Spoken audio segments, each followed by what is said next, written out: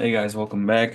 Kirby, so years ago when we first met, you texted me and you said, I've talked to many people about finance, but do you know how many listened?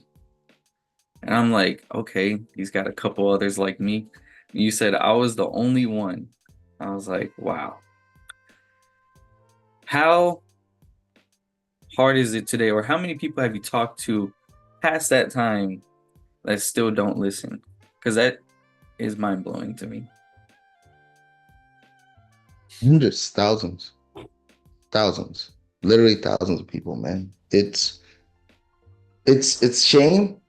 And I just sit there and look. And then I think we had this conversation on the phone a couple of days ago or yesterday, actually, when I said the most heartbreaking part is, and people think that you want to hear it, is you had, these conversations with people, 10, 15 years ago, and then they reach out to you and they in the same or worse condition they was when you had that conversation with them.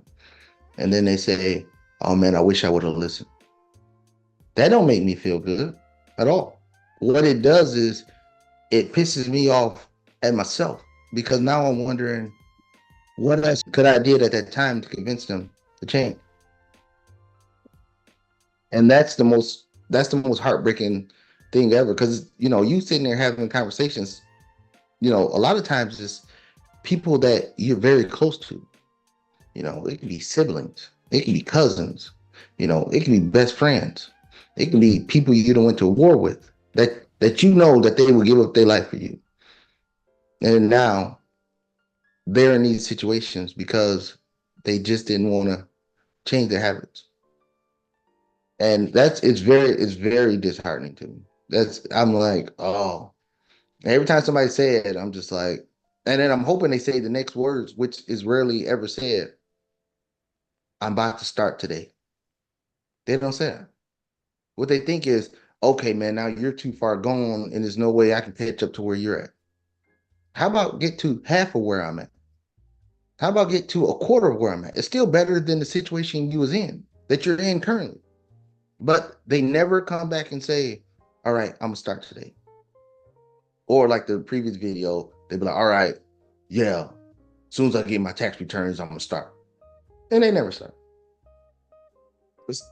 So that's the biggest headache. That's the biggest thing that goes along with it. But still, it's thousands. I mean, Alex and I, we have the Discord or whatever. Some people that doing better financially that we talk to there, but in a one-on-one setting, sitting there talking to people, it it rarely puts it rarely does the magic for them to actually change and get focused. I mean, I remember, and I'll say this: I wish I had somebody like me around when I was trying to, understand the financial landscape. Me, I just had to pick up the next book and try to figure out exactly what they mean. And then hopefully I can get somebody that's going to give me step by step methods. I wish I had somebody to reach out to and be like, okay, I just did this. What's next? But those calls come few, very few and far in between. People saying, okay, I did this. What's next? You was like, I'd be like, all right, Alex, you got to need to do this. I'm thinking it's gonna take you, a couple months. You call me about 3 days later. Hey, all right, what's next? I'm like, damn, okay.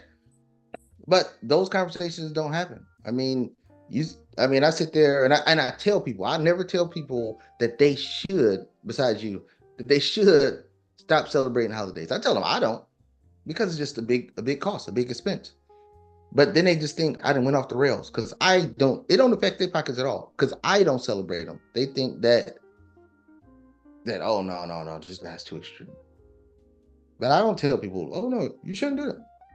I'm like, I don't, and this is the reason why I don't. And then all advice that I give people is advice of stuff that I have done.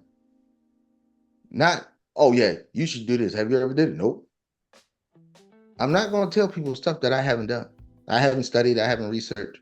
But back to wishing I had somebody like me around that I can sit there and call. I had to go through all of the headaches, pitfalls, and all the downside of the mistakes I made along the journey.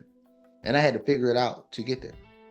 I didn't have somebody to call and say, "Oh, I just made this mistake," or had somebody to preempt me from making a mistake. So I had to go through all the losses, loss of capital for doing this, buying these stocks. I used to try to get a hot stock and try to run it up real quick and do all that. I used to try to, buy options every day and blow up accounts.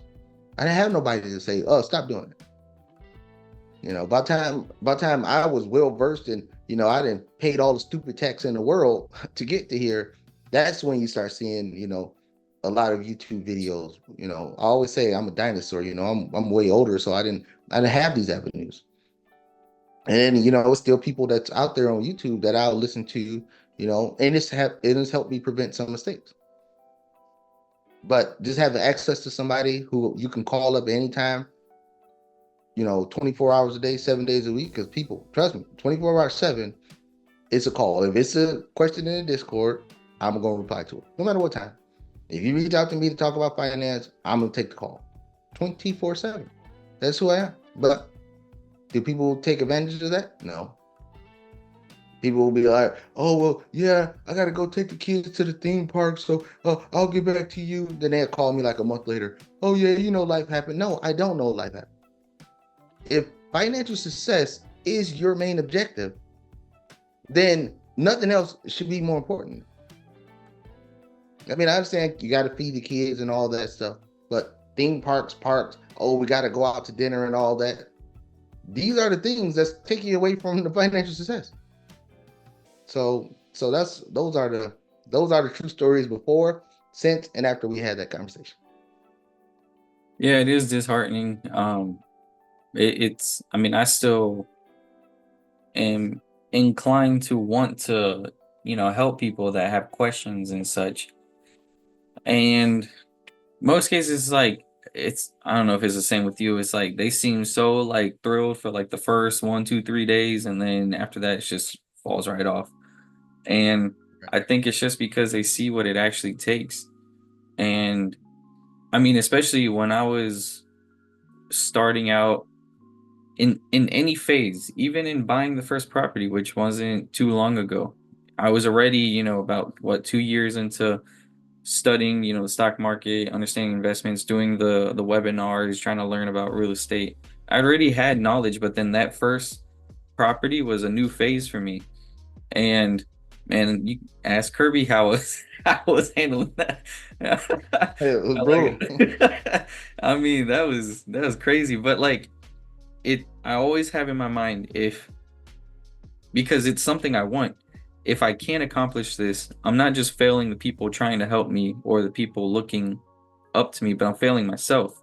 And failing myself is something I especially don't want to do, because it's like you see what goal you have far ahead, or I mean, there's always more to achieve, but you see the main objective that far ahead, and you know that this is something that you have to get through in order to get there. And it's like, if I can't get through this, I'll never get there.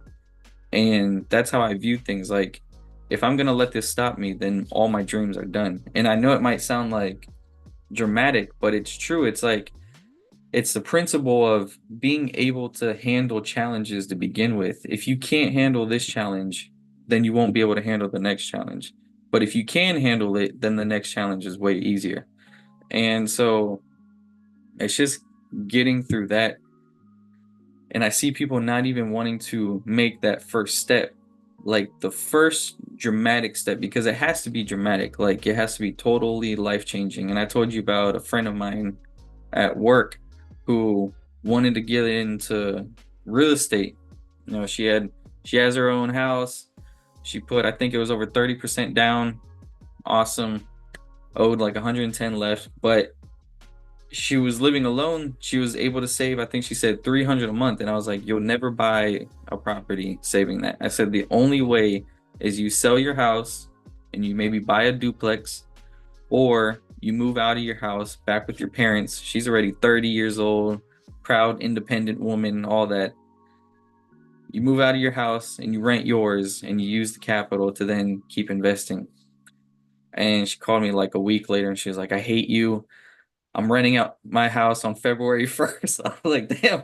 So it's like, but that's the kind of dramatic changes that you have to make, to where if you can do those things for yourself, and it's not even like us saying this to other people, It's you realizing if I can make this dramatic change in my life, this crazy sacrifice, you could do anything. I mean, you just have to have the knowledge of, what is it that you need to do. But if you can push yourself through that, you can push yourself through many more challenges to come. Absolutely. And one of the things that you just said was they sound motivated that, first, second, third call, and then they just drop off because they realize what it really takes.